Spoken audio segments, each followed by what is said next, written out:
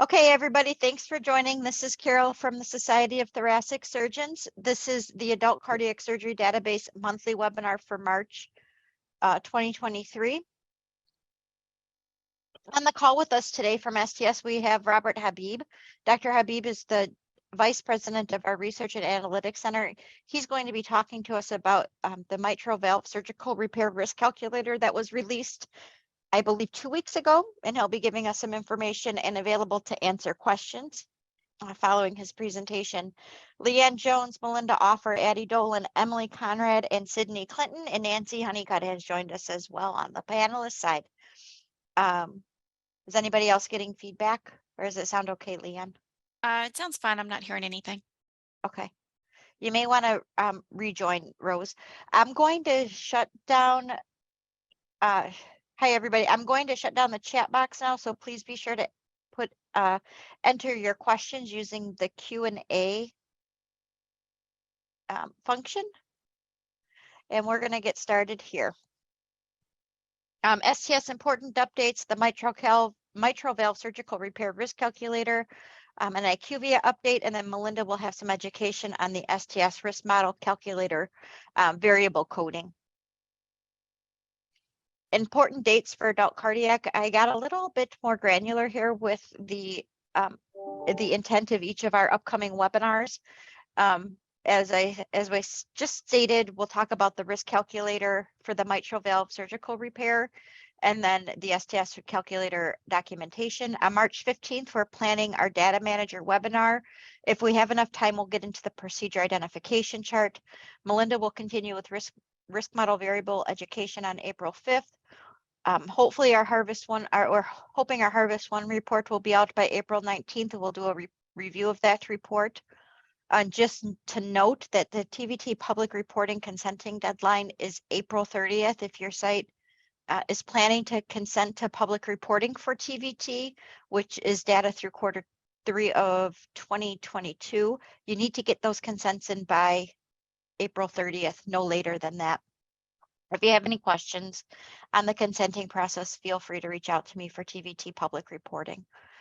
May 3rd, we are going to prepare for harvest close, which is on the 19th. May 7th to the 8th, I'll be reaching out to sites who are at risk for exclusion from Harvest 2. That will be that email. On May 3rd, we'll talk about preparing for closing. Hopefully, it'll be less sites than we had for Harvest 1 who are at risk for exclusion. So just please try to get your data in as early as possible, cleaned up as soon as possible, and ready to go prior to that May 7th, 8th notification that'll be sent out. May 17th is risk model variable education, and then May 19th is Harvest 2 close, which will contain OR dates through March 31st, 2023. Here's our harvest close dates for you. Nothing's changed here. And then our March training manual is coming to be posted soon to the website. Harvest One is an analysis. And now I will hand it over to our Vice President of Research at STS, Dr. Robert Habib, to present on the mitral valve surgical repair risk calculator. Robert, thank you for joining us, and please go ahead and take it away. Feel free to share your screen as needed. Yeah. Well, yeah, good afternoon, and it's a pleasure to be with you all, and I hope you have a lot of questions for me. If not, it means you're bored and not interested, so here's a challenge for you. But anyway, thank you for the opportunity to talk to you about this new risk calculator. I thought the best way to start us off is by actually navigating through the STS website to how to get to this risk calculator if you don't have a prepared link already. So can everybody see? Can you all see my screen and the STS web page? Yes, yes, we can. So as you can see, because it's a new item, you can access it under news, and this is the news item where on our website where it says that this new calculator was launched. But the standard way you're used to maybe getting to these the calculators is under resources. This is the risk calculator here is the one that you all are familiar with. The new one, risk calculator for primary mitral regurgitation, is the new one we're talking about. So I'm going to go ahead and select it. Please at your leisure, take a minute to read this. This is and encourage your surgeons to actually read this so that they are, as aware as possible about what is this calculator to be used for. When do we want to use this calculator as opposed to the standard SDS risk calculator? So as this text, if you were to read it, will say this calculator is a very specific to mitral valve repair in case of degenerative mitral regurgitation, degenerative disease, and thus referred to as primary mitral regurgitation etiology. Okay, so imagine your surgeon has a patient with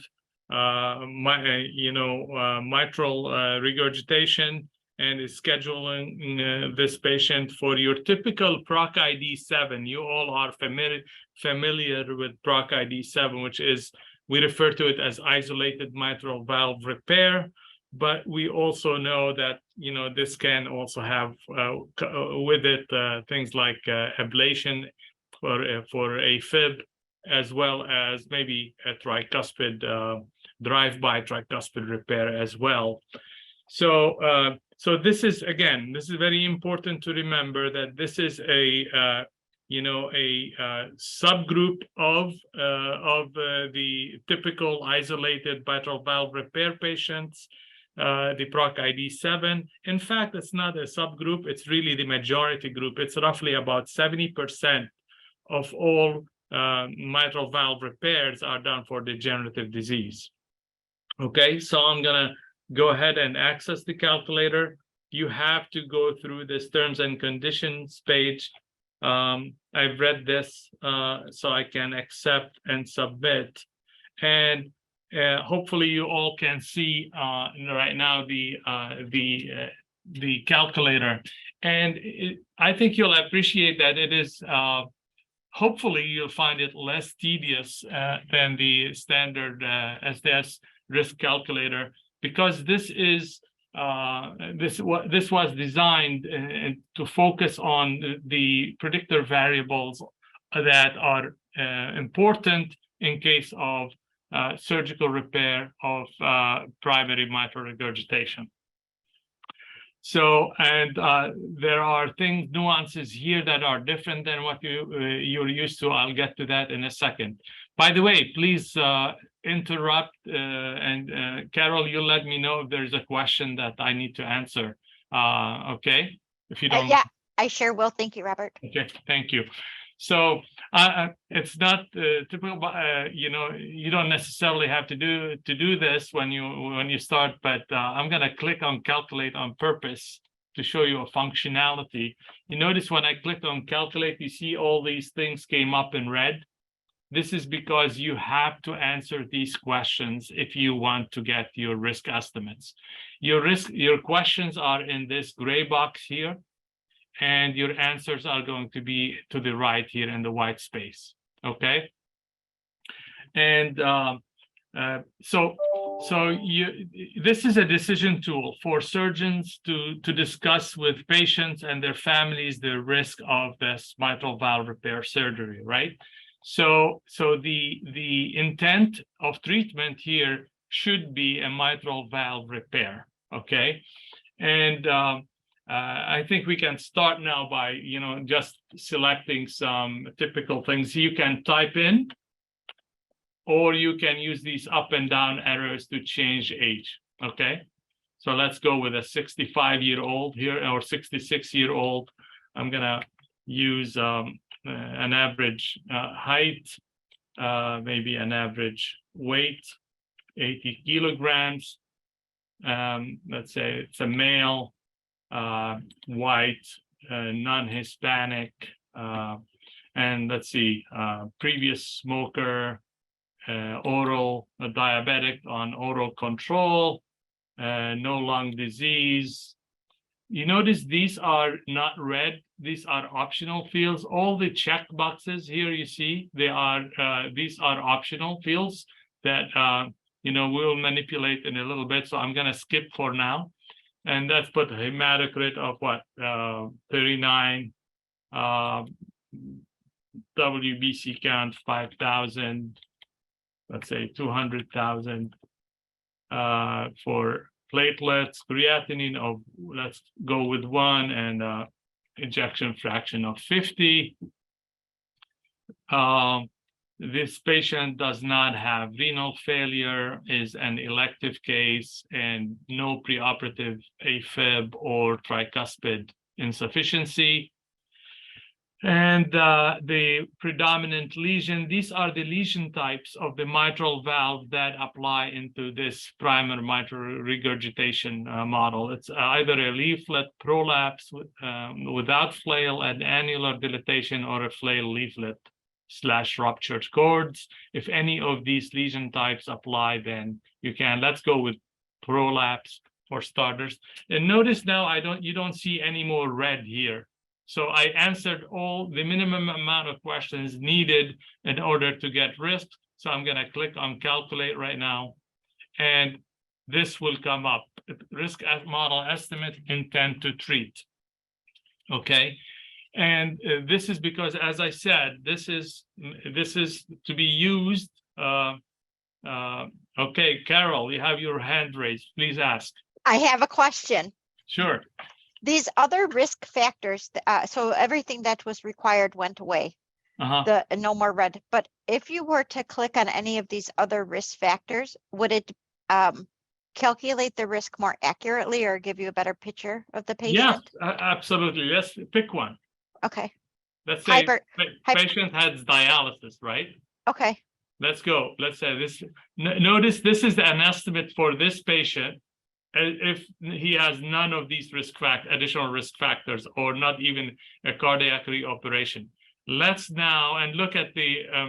Let me describe these, and then we'll go ahead and do this. This is an excellent question, Carol. So notice that for this patient, with the characteristics we applied, 0.37% risk of mortality, 3.7% risk of morbidity or mortality.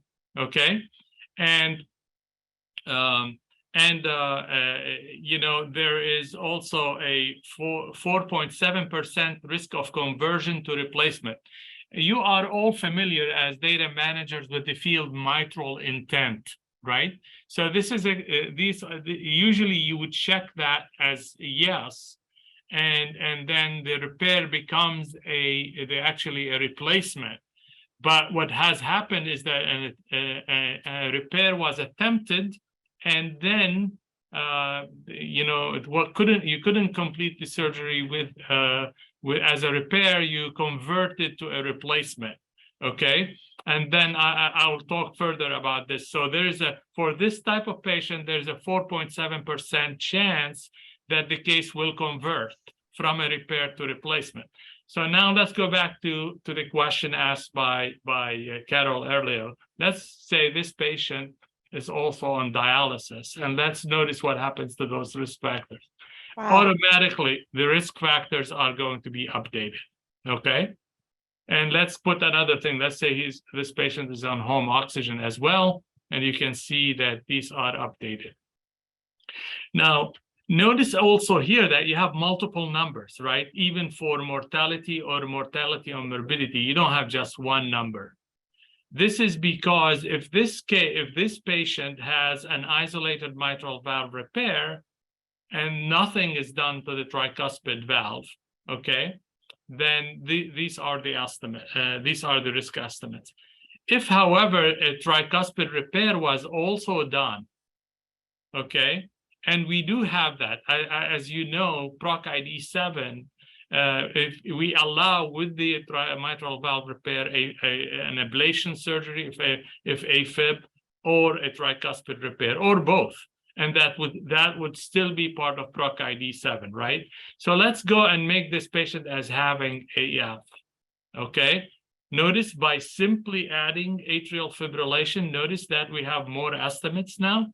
Why? Because this patient is likely to we can either ignore the AFib or we can do an ablation. And notice this patient, based on that have preoperative AFib, you're better off performing an ablation surgery. You reduce the risk if you perform the AFib surgery because this patient has preoperative AFib than if you were to ignore it. Okay? Okay, I have another question for you, Robert. Sure. So this is interesting because we get a lot of feedback from data managers that their surgeons ask why tricuspid repairs are included in PROC ID7 mitral valve repairs. Also in the replacement category, we include tricuspid repairs. But it's interesting here that when you look at it, that the tricuspid repair actually has a lower chance of occurring. Mortality has a lower chance of recurring when a tricuspid repair is done in conjunction with the mitral valve procedure. Yeah, a very good question. Small differences, and this is how what the data. By the way, this model was developed based on the last 6 years of data. It's based on the most recent data. But to further discuss this excellent question again, let's go and say this patient actually has tricuspid. So let's say this patient has severe tricuspid insufficiency as well. Notice, and this is very interesting. That small gap that you saw, I'm taking it back. Look, 2.41, 2.31. You can argue that these are very, very comparable risks, right? But let's say this patient actually has severe insufficiency. If you ignore the tricuspid, you don't repair the tricuspid valve, the risk of mortality for this patient is 4.57%. However, if you don't ignore it and actually repair that tricuspid valve, notice your risk is less, right? And significantly less, right? Significantly now less. So what this is saying is when we have a patient that has both mitral regurgitation as well as tricuspid regurgitation significant, we're better off addressing it in the context of mitral valve repair. Okay, we should not be ignoring it. This is one of the excellent outcomes from this analysis. By the way, this analysis was recently published in January jointly in Annals, or the SDS Journal, Annals of Thoracic Surgery, as well as in JACC, the Journal of American College of Cardiology. And so you can see that it is important to address tricuspid disease or the AFib in case the patient does have AFib. It's better to notice this patient does have AFib, so it's better to address it than not to address it as far as mortality is concerned. Okay.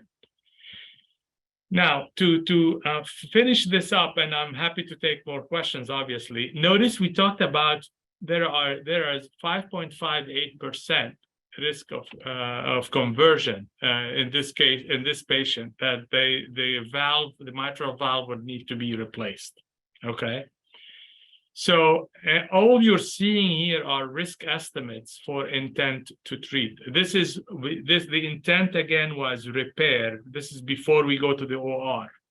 But let's say I'm going to pretend I'm a surgeon.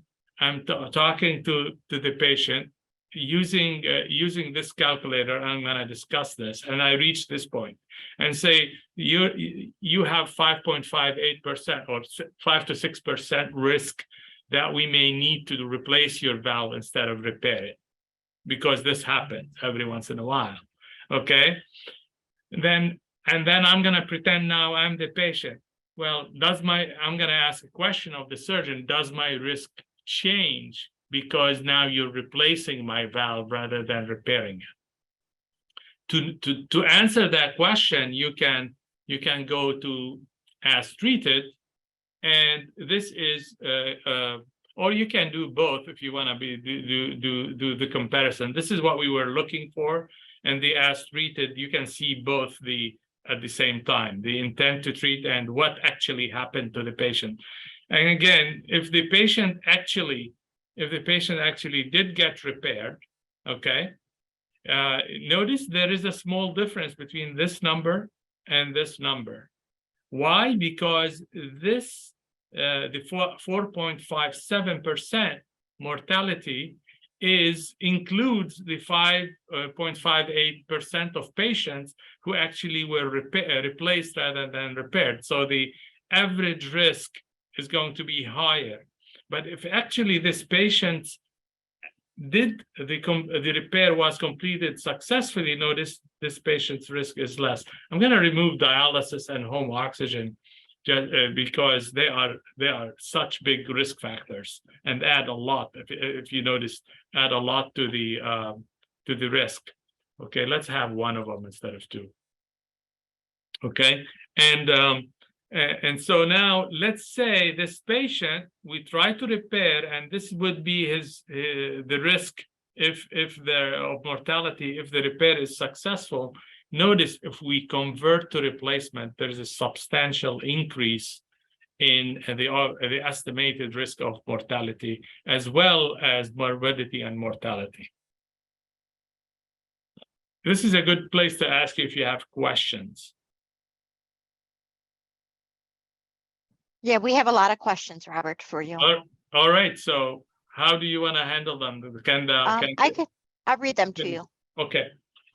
The first one, so somebody just wanted to know when they should start using it. You could start using it now. Right. Yes. For these patients. This is for degenerative mitral valve disease patients who are planned to have a surgical repair. So it's a specific population. It's a subset of PROC-ID7. Okay. The new risk model shows one of the chronic heart failure options as remote. Currently, if the patient has a remote and recovered history, we must leave timing blank. Melinda, do you want to talk to that real quick? I'm not sure I understand. Well, there's a blib in the training manual about patients who had a viral illness for heart failure, and they just had the heart failure because of the viral illness, but they fully recovered. They don't have heart failure anymore because it was due to this viral illness. Then those specific groups of patients, which are probably small in number, should not be coded. We shouldn't code the timing as chronic because they really effectively don't have heart failure anymore at all. That's understood. Yeah, and to your point, if you notice, if there is no failure, watch these numbers, okay? And now I'm gonna put remote. The numbers did not change, okay? Because as you said, this patient does not have current heart failure. But now let's go and make that a New York Heart Class 4, and the numbers have changed a little bit, right? And we're saying that the NYHA Class 4, this is acute, right? Class 3 and 4, we're looking at acute heart failure here. Yeah. Okay. Yeah. In fact, I'm not seeing a change at all. Maybe my eyes are playing tricks on me. No, I didn't see anything change either. Okay. So maybe they. Oh, here we go. The morbidity and mortality changed, but not the mortality estimate. This is okay. So here I'm gonna remove it. Notice, look at the morbidity and mortality estimates. Yep. Yeah, they changed those. So this heart failure affects the morbidity more than and not the mortality. That's why the numbers are changing here. Okay, another question. Beth says it's a very nice calculator, much less intimidating. Diana says, this is a great question. Is there a low, intermediate, and high risk list of parameters for the mitral valve repair calculator? Robert, as you know, I think AVR, for SAVR, we had come up, there's a published document that defines low, moderate, low, intermediate, and high risk and very high risk patients. that we use for comparison with TAVR patients, but we don't have anything documented or published regarding CABG. And this question is related to mitral valve repairs. Right. Yeah, and this is a super question. In fact, to be honest with you all, one of the main motivations for developing this calculator is to address the mitral clip versus surgical mitral repair debate. As you all know, that the mitral clip is specific for primary mitral regurgitation. And so there is an increased move towards use of mitral clip in lower and lower risk patients. Okay, same story of what happened with TAVR, right? It started for the high risk and then intermediate risk and then the low risk. So the purpose of this is actually, and this is why we jointly published it in JACC, as well in the cardiology literature, as well as the surgical literature, because we want the heart team, we want the cardiologist to actually know the risk of patient.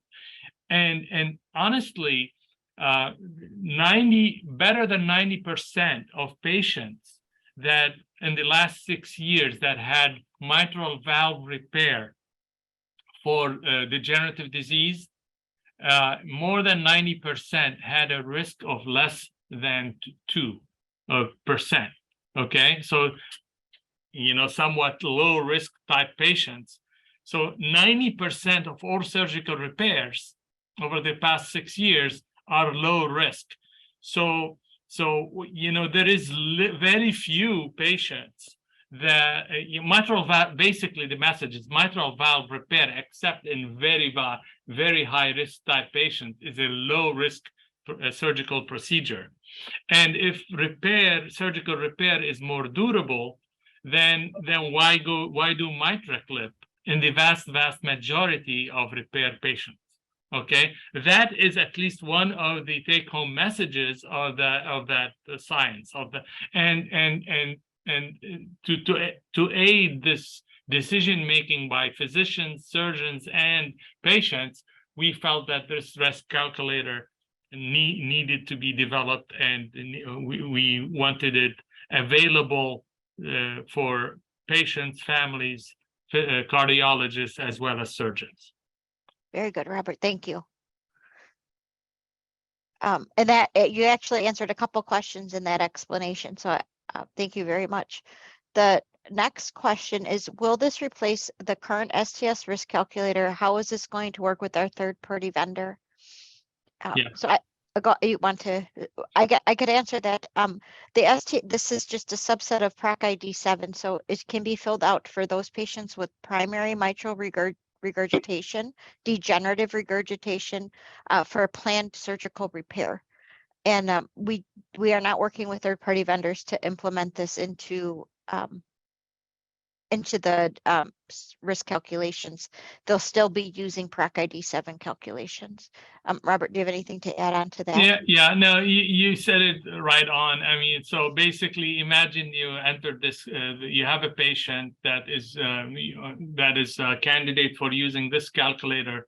This would be the decision tool for the heart team, for the surgeon talking to the patient and their families. This is a more accurate reflection than the PROC ID7, because the PROC ID7 calculator that you guys have been using for years, and it's part of your vendor software, is not etiology specific. It's not specific for primary mitral regurgitation. Remember, this is about 65 to 70% of all mitral valve repair patients. There is the other 35% that are the valve is being repaired, but not for this specific type of lesion, okay? And that's an important differentiation. So and there is no plan to make this calculator part of the vendor software that you guys are using right now. If this changes in the future, I'm sure Carol and team will let you know. Yeah, absolutely. Okay, next question. Is there a reason these are not all mandatory to complete? Seems like it could be inaccurate without capturing everything. Yeah, so basically you're saying about these check boxes, why not make them, we say answer all questions, okay? And we say star required. So basically we just wanted to reduce the number of check, reduce the workload on you if you are the users of this calculator. So we do want answers to these questions in case they apply, but if none apply, if they are like this, that you have to have an answer. Also, what it does, it makes it, imagine each one of these has to take this much space. So this would be a much bigger space. We thought we can make it more economical space-wise as well as time-wise for the users by allowing some check boxes where it's a simple yes no. This is a simple yes no kind of things, whereas these are multi-categories. So we had to we had to do it this way, and with multi-categories, the software doesn't allow. You have to choose something, otherwise we cannot get calculations. So it's a technological reason plus a practical reason why we chose to do it this way.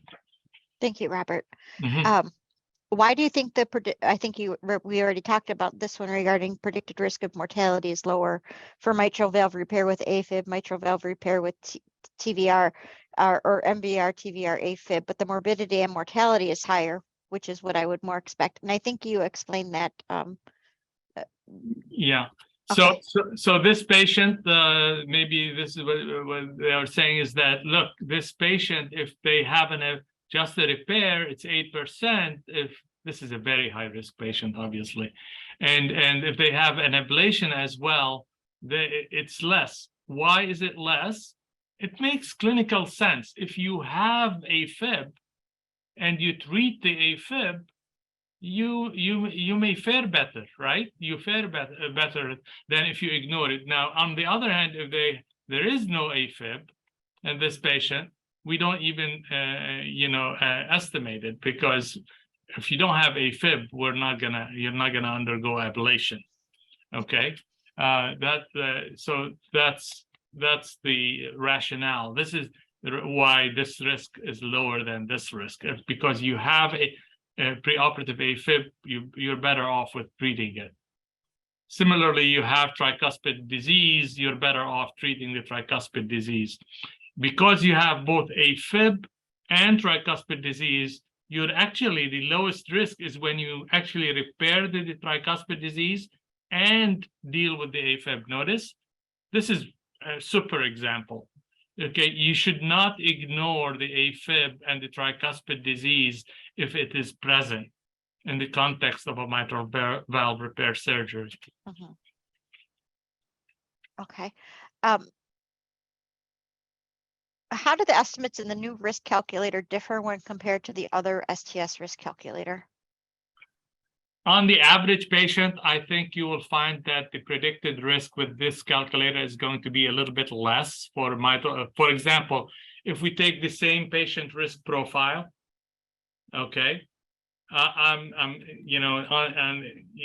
let's say on the average patient, let's hypertension and alcohol and maybe even CVD.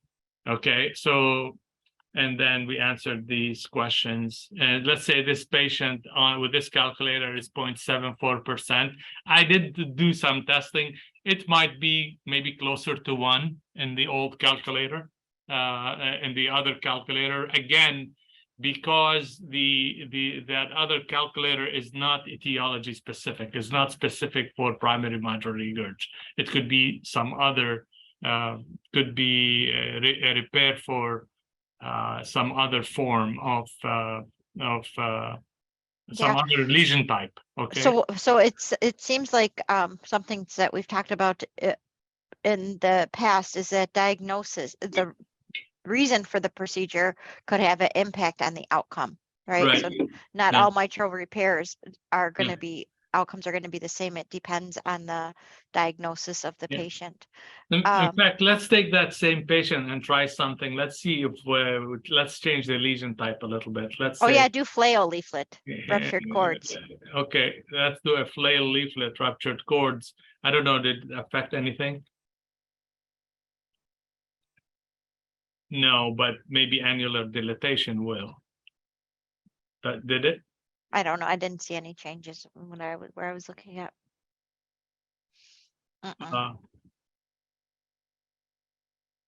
Uh, What if you do ruptured cords for urgent?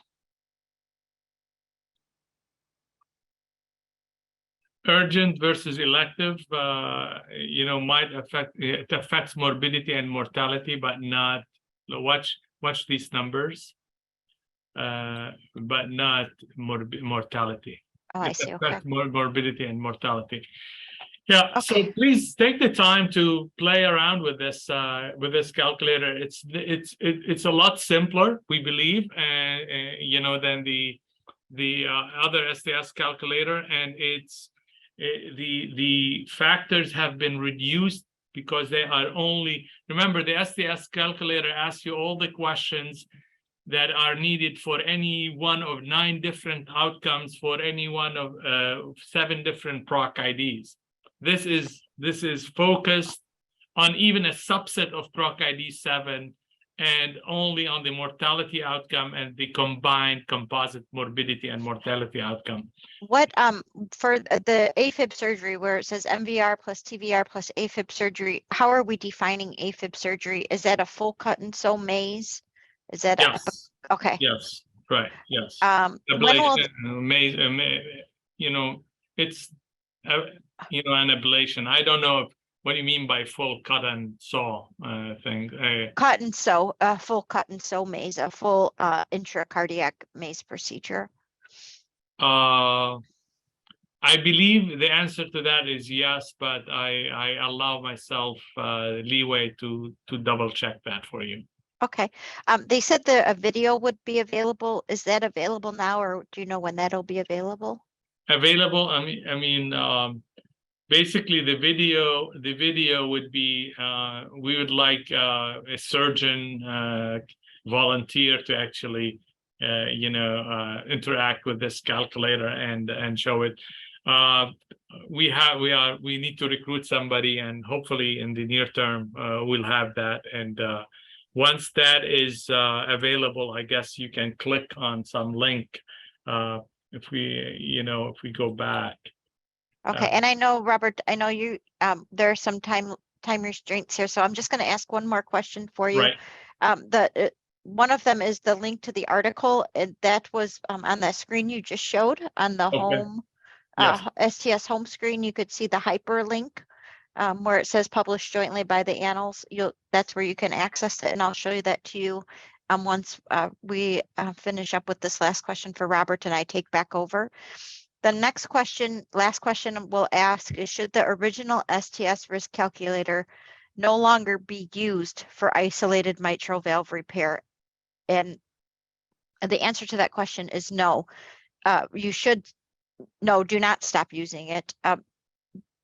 The online calculator is for PROC ID 7, which includes all mitral valve repairs. This new calculator is for a subset of those procedures, which is a primary degenerative mitral regurgitation, mitral valve repair with the possibility of replacement. So it's a specific subset. You should still use both of those calculators. It sounds like you should use both calculators if it's for that population. Anything else you'd like to add? I know there's still the morbidity, Nancy, is defined as the 5 major morbidities: a prolonged event, a renal new onset renal failure, return to OR for cardiac reasons, stroke, and deep sternal wound infection, right? Those are Correct. the 5. Correct. And I'm gonna gonna go through the rest of these questions with Melinda. Hopefully we can answer. If there's anything we can't, Robert, I'll reach back out to you. I know that Okay. you have another meeting to hop onto, so I Mm. really, we greatly appreciate your time. Thank you so very much for joining, and Yeah, if there's thank nothing you. I can't answer, I'll reach out to you All and right, thank you all. I answer. Thank you. Bye, Thank you. Robert. Bye-bye. Okay, everybody, we'll get back to the questions. Let me just get through these slides here. So the next thing I have is for IQVIA updates. There was a fix that went in this weekend on February 25th regarding the IMA calculation. It recently came to our attention, I guess yesterday or today, since today is just Wednesday, that there is still an issue with the calculation on IQVIA. So they're working on that. Once we have more information, we'll be sure to share it with everybody in the notification section of the platform. Support plans, if you need to reach out for help with participant reports, IQVIA dashboard, IQVIA login, anything in these areas, please reach out to STSDB_helpdesk@sts.org. For any other questions regarding contact updates at your site, contracts, or general questions for the database, please reach out to STSDB@sts.org. And now I'm going to hand it over to Melinda for her questions, which some of the Q&A that came in, I think Melinda's going to cover in her, so I didn't want to talk about that further. Melinda, you want to take it from here? Yeah, thanks, Carol. So we're just going to do a few questions and answers about the risk calculator, since we were talking about that this month anyway, for this call. So when we look at sequence 1966, the intent is to indicate if the STS risk calculator score was discussed with the patient or the family prior to surgery. So we have risk models that are available for CABG, AVR, AVR plus CABG, MVR, MVR plus CAB, MV repair plus CAB. So these are the procedures that you would expect to have the STS risk calculator score calculated and discussed. If the patient is not having one of those procedures, then you would just code NA for that field. Next slide. All right, so I get quite a few questions about, can I code yes for this?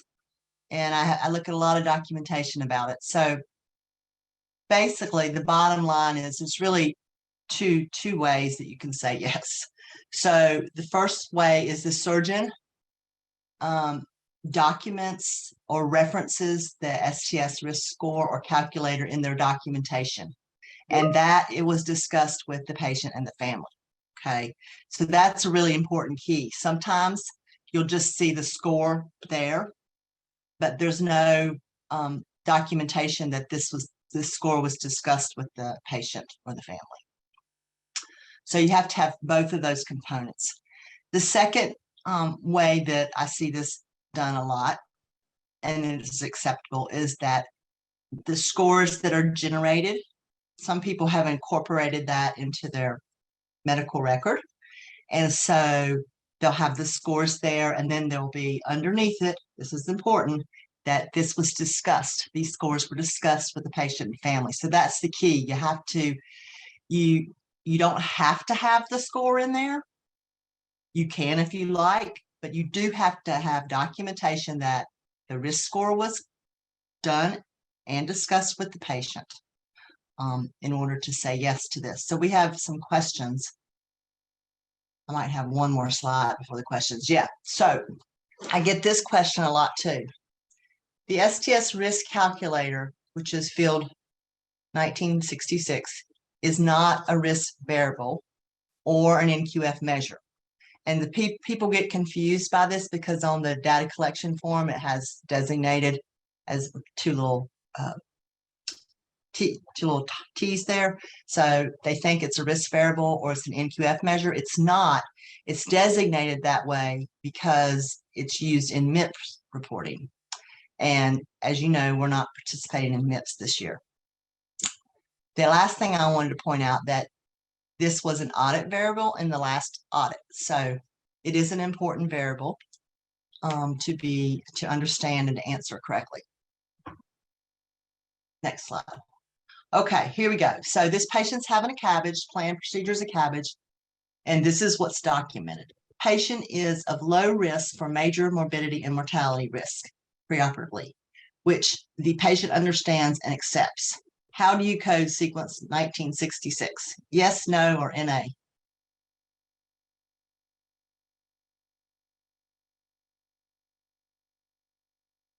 Numbers are going up. The polls, if you don't see it, the polls launched, everybody. Let's see it. See it.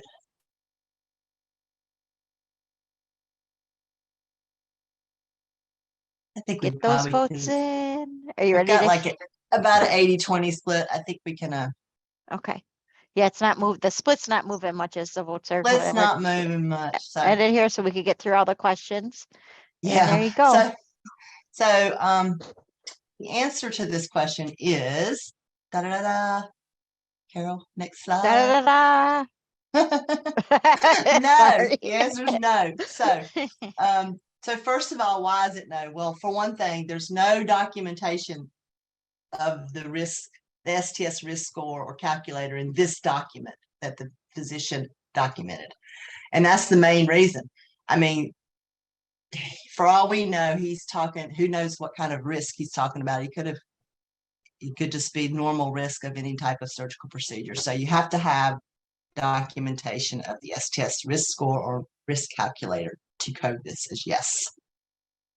And it's definitely a procedure that would not be NA because this is a CABG and it's one of the procedures that we have a risk model for. Next question. Okay, this is an AVR. If the PA or physician assistant documents STS mortality risk calculated at 0.386%, how do you code sequence 1966?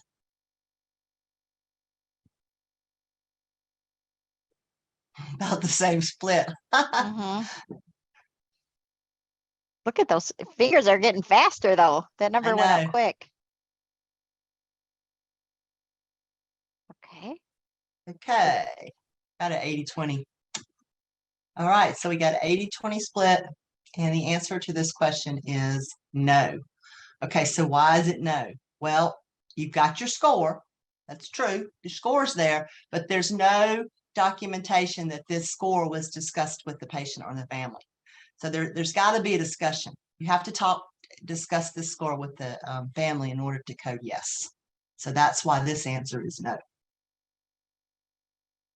Okay, question number 3. This is an MBR. Physician documents discuss the STS risk score with the patient and the family. Yes or no or NA? Some people had their finger on the button, ready to go, like they knew where I they know. knew where it was going to pop up on their computer screen. That jumped up really fast. Oh, you got 80-20 split the other way now.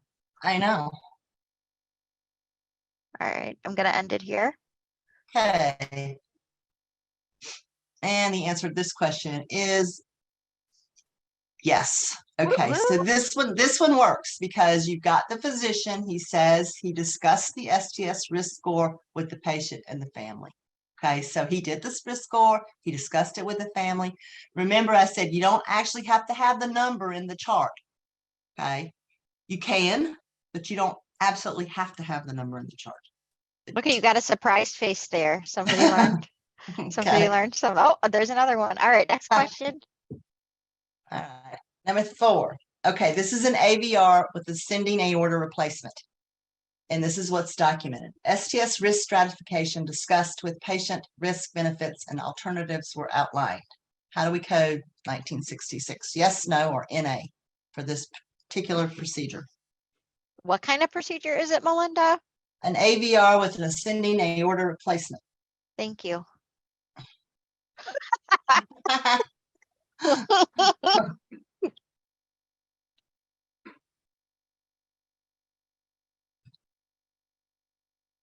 All right, are we good? All right. Yeah, we're good. Okay, we're ending the poll.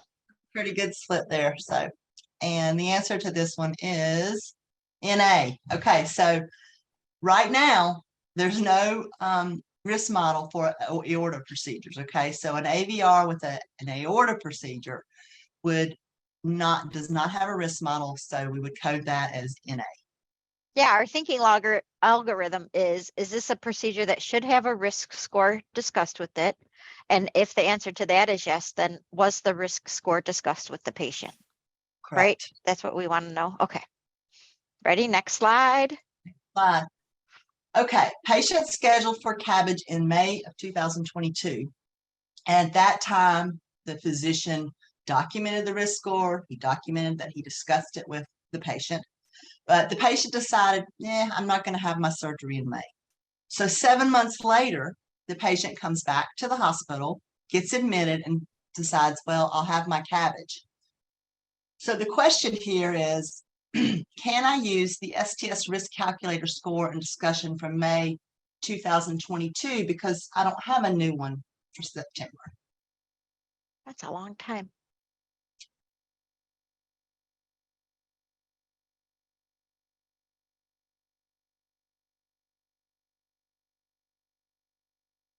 Are you happy with, let's Yep. wait a little bit, a few more seconds here, folks. Okay, I'm going to end it now. Okay, so it was like about a 90-10, most, yeah, something like that. Yeah. And the answer is no, because we have a time frame for the risk score calculator documentation. And the time frame is within 6 months of surgery. So if this had been at 5 months, you could have said yes, but since it was 7, we have to say no. All right, last question. Patient had an AVR in May 2022, and the STS score was discussed in September. The patient has a redo AVR for endocarditis. The STS risk calculator score was not calculated or discussed in September. How do you code sequence 1966?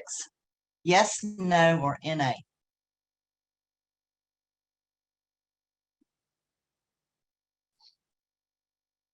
Oh boy.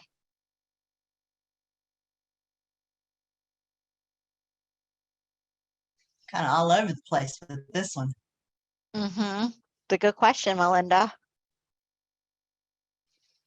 Somebody just asked me this question. Recently, I didn't make this stuff up. Okay, so about 70% of the people. And I'm gonna make I'm gonna make a point after we share this. I stopped it and here are the results.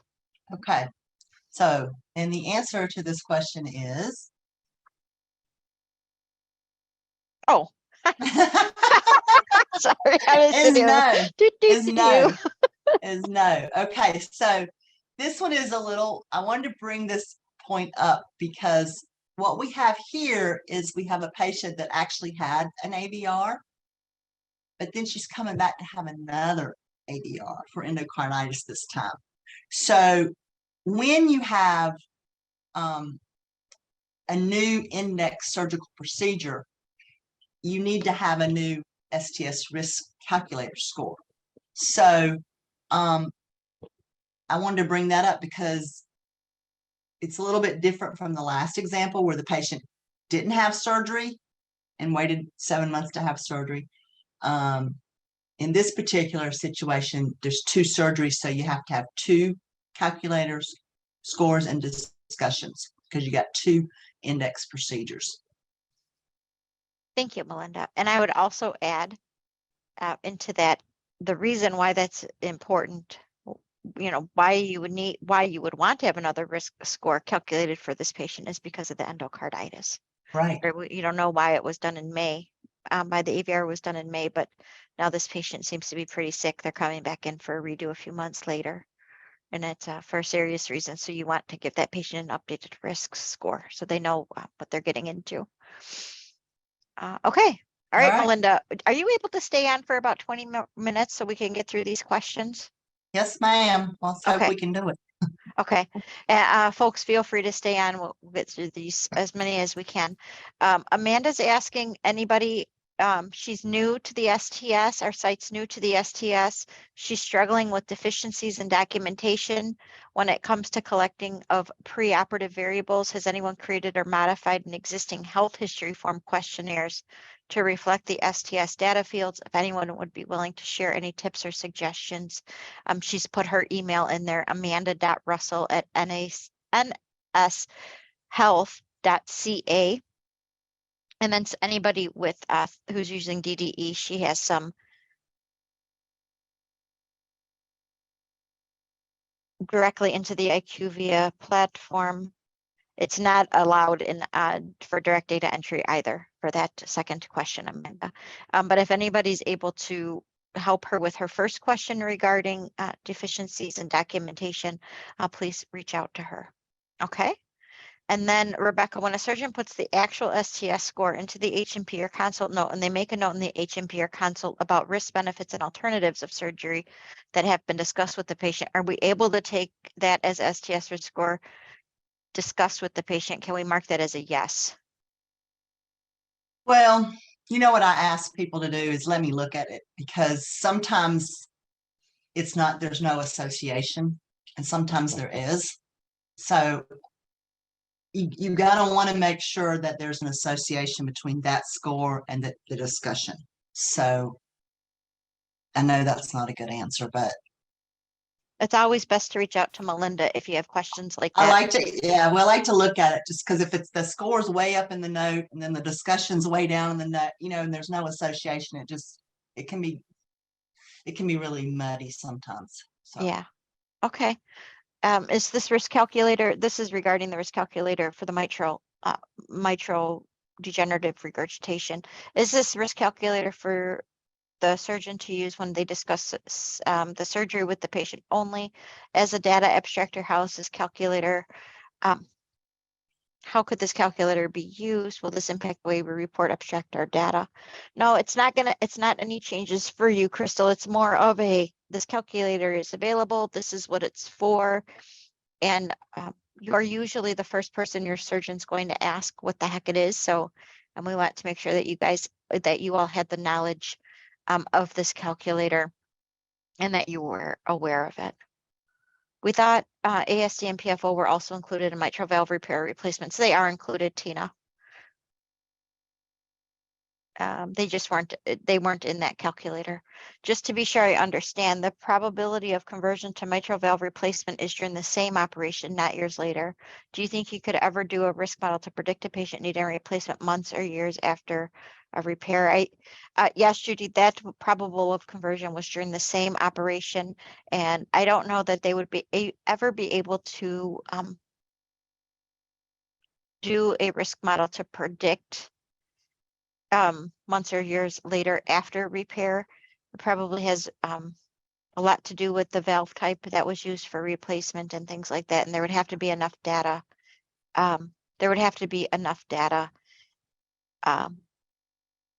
On the different valve types, and then the longitudinal outcomes with the CMS linkage, the linkage with non-Medicare patients, and able to ever see that. And remember, the ACSD isn't a relational database. So if a patient has a surgery at hospital A and then goes to hospital B for a follow-up surgery a few years later, we aren't very easily able to link those cases. If the type of lesion is multiple or mixed, how will the providers weigh and choose the type of lesion for the mitral repair?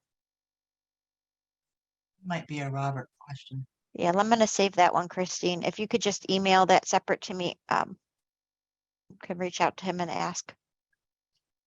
There are not definitions on there for the surgeons to use. Let me see if I can pull it up here easily for you all. But the definitions would be the same as the training manual. Yeah, I think I would just wanted to show the calculator again, because I think it's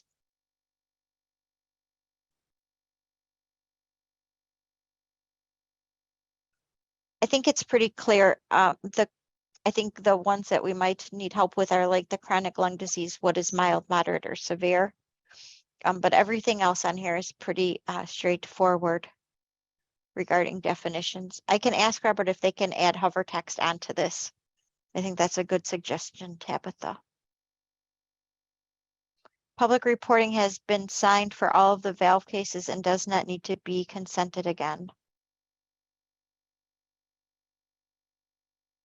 Does the risk change if you went right to MV replacement, such as in case of endocarditis and rheumatic disease, and did not attempt a repair?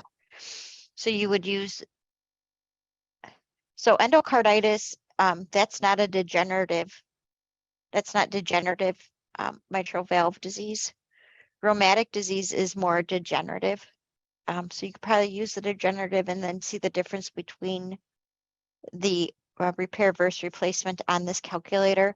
Endocarditis, you would not want to use this calculator. This is primary regurgitation for degenerative disease, and endocarditis is not usually degenerative. Are we still allowed to use our vendor to calculate the risk score? Yes, of course you are. No, you can continue to use your vendor software to calculate it. If surgeons are completing the risk calculator, how is it ensured that they are all utilizing the same definitions? Cerebral vascular disease.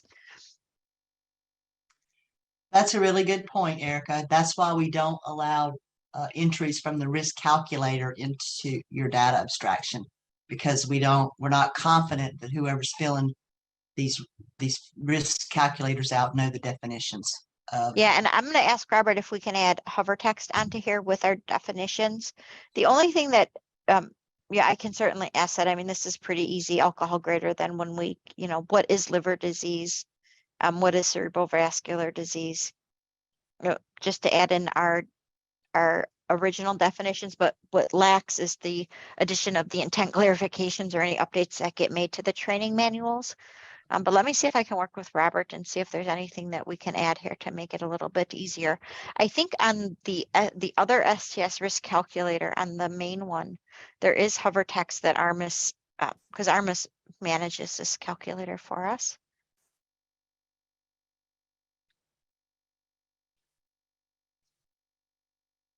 I think that they do have hover text.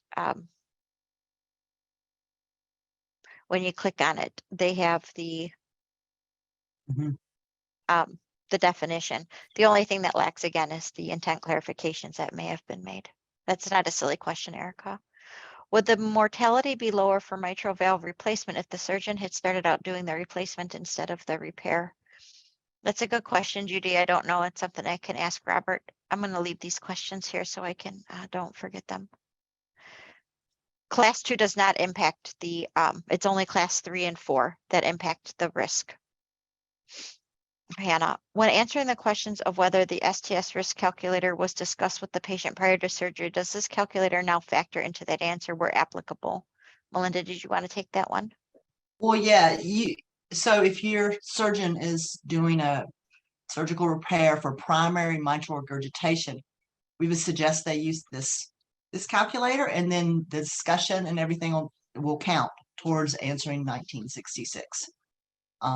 If the surgeon is not if he's doing a mitral valve repair, but it's not for primary mitral regurgitation, then use the other calculator. And again, the same documentation of the scores and discussion would count towards sequence 1966. Thank you. Oops. Can you explain the ITT versus as treated? So the ITT is the intent to treat, and then how the patient was actually treated.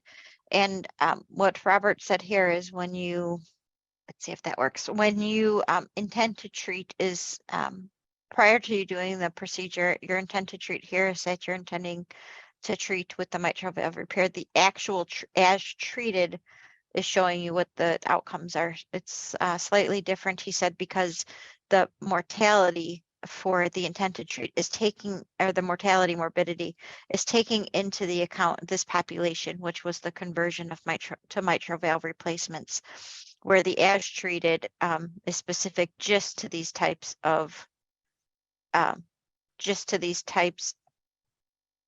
procedures. So just converted to mitral valve replacement is included in here.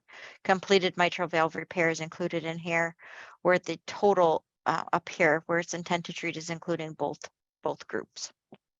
No idea if I answered that, but I hope so. Regarding the TVR component, does the TB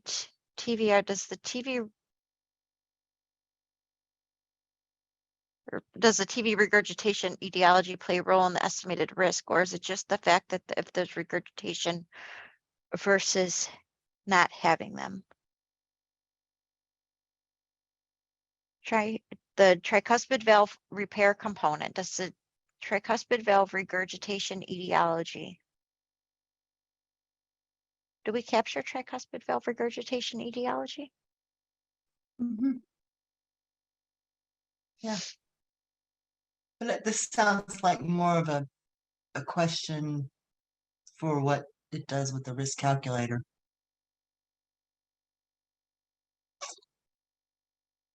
Well, we can see that easily, right? And I don't know for this calculator if it does or not, but Yeah, we could I see if don't the know either. regurgitation does in the risk model variable chart for.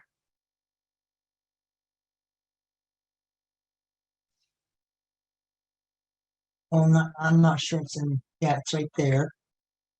That's not etiology though, right? That's just if there's Right, that's just insufficiency. The insufficiencies. etiology is only for aortic there. It's like, Yeah, I only see the aortic primary etiology included, so it doesn't appear that the tricuspid valve etiology is included. Is there a percent probable of conversion to open MVR? That should drive the surgeon to recommend a replacement over the repair.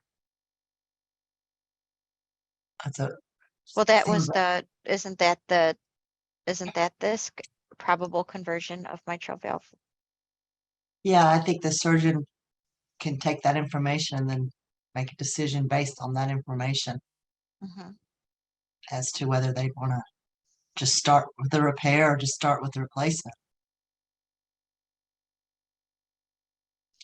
I mean, it Nicole, could- yeah, that's a good question. Nicole, your question is, should we use this calculator for mitral clip procedures as part of the TVT registry in lieu of the STS risk calculator? That guidance has not been passed down yet, so I would continue using the STS risk calculator for the mitral clip procedures. If anything were to change, it will come out of the TVT registry education.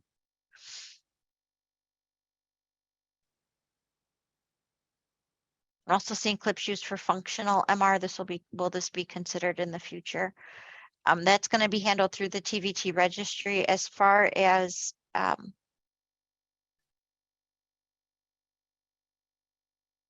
something I can check into, let me. That. Will this application be downloaded to phones at some point?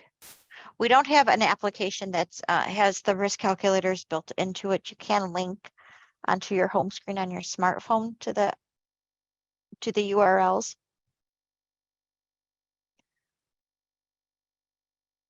Do I need a new consent to include the aorta? We have never had a consent for the aorta.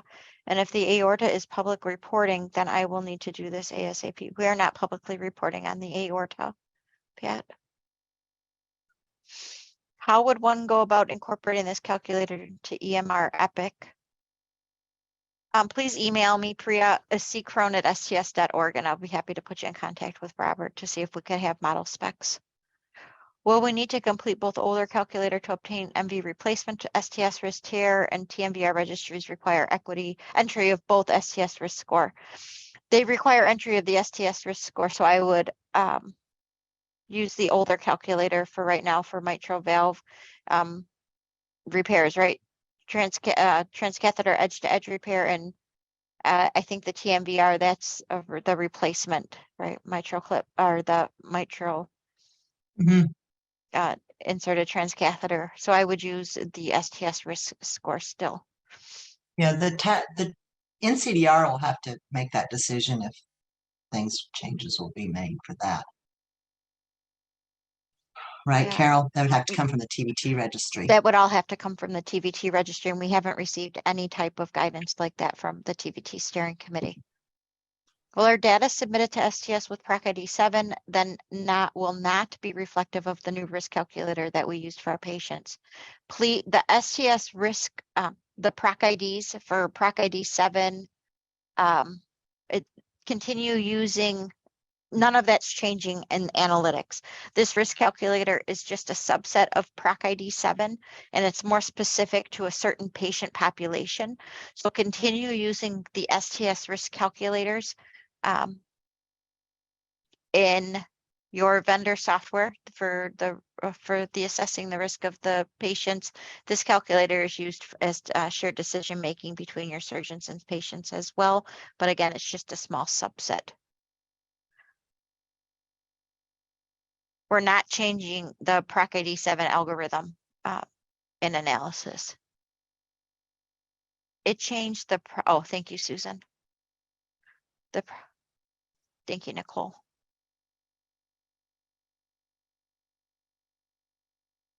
TVT public reporting comes from ACC. The information comes from ACC. The last data consent to be included in public reporting through for Q3 2022 is April 30th. So if you have not yet consented, make sure you consent. If you have any questions on that, please reach out to me, and I'll put you in contact with Joan Michaels at ACC and the public reporting team. Public reporting is managed for TVT. Public reporting is managed through ACC. So those are the best people to reach out to. And for sequence 1966, if the provider state surgical risk was discussed with the patient, is this enough to code yes? No, you have to have some reference to the STS risk score calculator. It's got to be an association, not just basic surgical risk document. Thank you. So for TAVRs, I don't understand your question. I understand this question. So in the TVT registry, you have to have your risk scores documented. Okay, that's in CDR, guys. For the STS registry, when we're talking about sequence 1966, if your surgeon says that he went over the risk score calculator with the patient and he discussed it with them, then you don't actually have to have that score in the chart.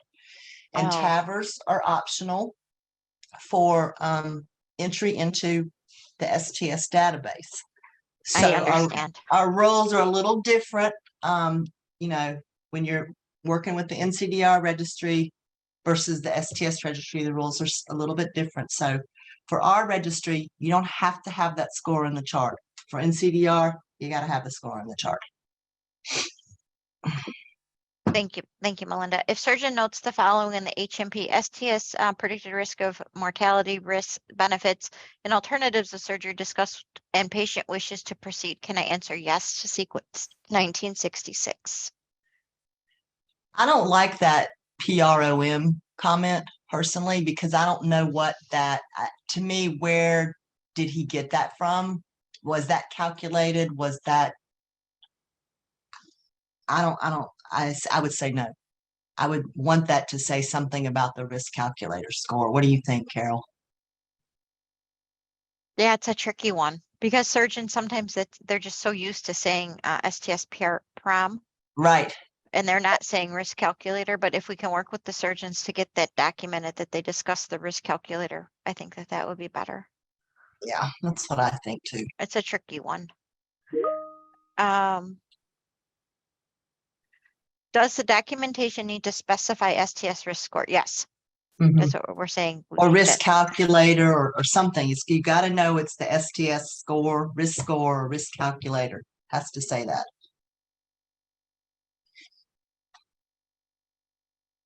Yeah, I don't think that's what we're saying, Jenny. I think, so Jenny's saying, just to clarify, sometimes I don't like to read the questions all the way because the questions themselves can be confusing if they're only half heard, but I'll read this question, but please sit tight and wait for my answer before you all say any, before just hold on one second, let me read the question and then answer it. So it says, if there is primary mitral valve regurgitation etiology, and the intent is an isolated mitral valve repair, are both calculators needed and not just the new calculator? If so, this is double work instead of using the new calculator, which is less work. Thank you. So no, you don't, nothing is required regarding which calculator is used or using both calculators. The purposes of the STS documenting sequence 1966 is to say that STS risk scores were calculated and discussed with the patient. That could be this primary mitral regurgitation calculator. It could be the other online calculator. It could be either one. We don't know which calculator is used. We just want to make sure that it's being discussed, that the risk was calculated and discussed with the patient using one of the calculators for this subset of patients. That makes sense, Melinda? Mhm. Okay. If the STS risk score is completely not present, that is one thing. But what if the chart reads STS score to be calculated following testing, and then the probably templated narrative says that the STS score was discussed? We couldn't give credit if there is proof they never calculated it, correct? Melinda? Well, I see a conflict in the question, Michael. I mean, because you're telling me there is documentation that it's going to be calculated. That wouldn't count because you don't know if it's done. But then you're also saying that there's documentation that it was discussed. So that's conflicting. So I don't know if that's documented in the same document or if that's two different documents. Like the earlier one could have been, I'm gonna do this, and then if it was documented later, they actually did it. So I kind of we'd need a little more information on that. If it's in the same document, then there's probably a big conflict that you need to clarify with physicians. Any comments, Carol? No, I agree with you, Melinda. I was just reading further down. No, I agree with you. I had an audited chart that had documentation. The STS risk score was discussed to patient, but no copy of the actual risk score, and was tagged since it should have been as no, not discussed. Can you send that to me, please? Yeah. I'd like to see more information on that. Here's my email, ccorona@sts.org, because that Yep. doesn't seem, it should not have been marked that way. So let me review that further. If the surgeon says risk discussed, but does not mention STS, how is that answered? No. The answer is no. Regarding the inclusions of how extensive the AFib surgery needs to be for new calculator, for example, if the patient is having bilateral pulmonary vein isolation, epicardial, and not a full intracardiac maze, the bilateral PVI is still an intra-op AFib procedure. Yeah, I guess we'd probably have to read the manuscript, right? Well, and it's when I look at that, and I don't know anything about this, when I look at it, I think if a patient's having an AFib, any AFib procedure, that you would check that. But that's just me. That's just me. I think Robert needs to kind of clarify. He probably needs to clarify that for us. Yeah, I agree with you. I think that's how I would read it as well. I also still need to read the manuscript. I don't think it actually means you have to have a full intracardiac cut and sew maze lesion. I think that if you're having AFib procedure with your repair, any type of AFib procedure, that's what I think.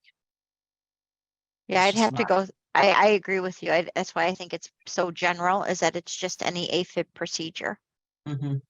But we can certainly check further into that. We are working to decrease our patient's length of stay. Does STS have a pre-op assessment tool to evaluate patients' discharge needs prior to surgery? Bianca, not that I am aware of. If you want to put a question in here with your email address, we can certainly share that out with all those on this call to see if anybody has a pre-op assessment tool for discharge needs. We have a patient who was put on CRRT for 1 day post-op for an elevated lactic acid. The pre-op creatinine was 1.08. Post-op creatinine was 1.87. So does not meet the criteria for post-op renal failure based on creatinine. Do I capture the CRRT somehow, or does it not get counted because it was not for renal failure, but for elevated lactic acid? Mary, send me this question to the mailbox and let me know if they use dialysate or not. Okay, when you send that in, and the consult, the renal consult too. Thank you. Make sure you de-identify it, no patient information. Yep.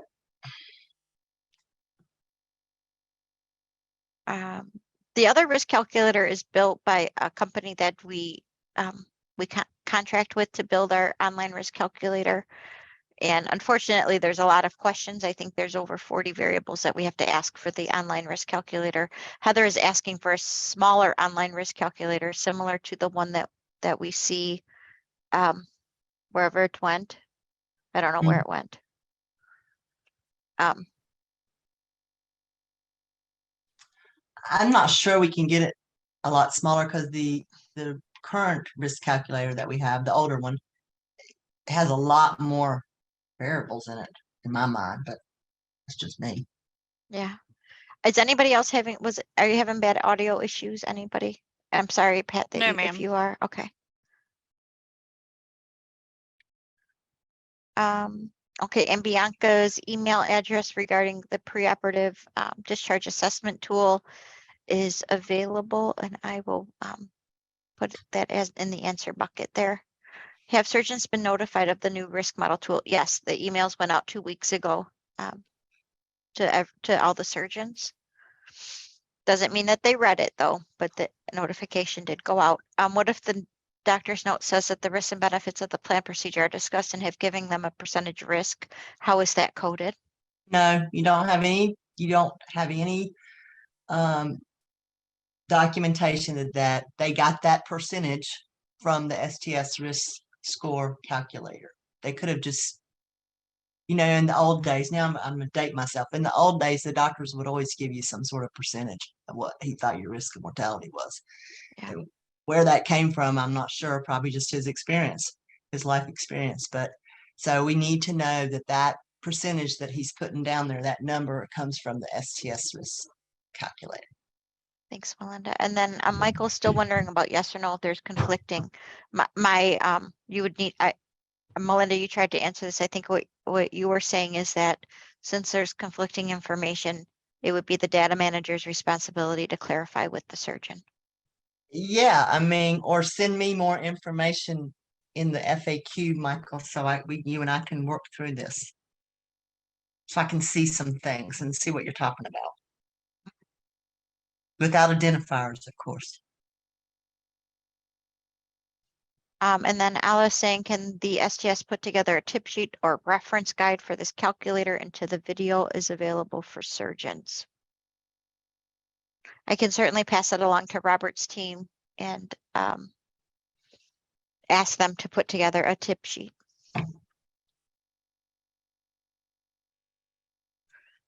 Okay, I guess that was it, Melinda. Thank you for staying on with me, and we went 25 minutes over. All right. Sorry about that. All right, thanks everybody.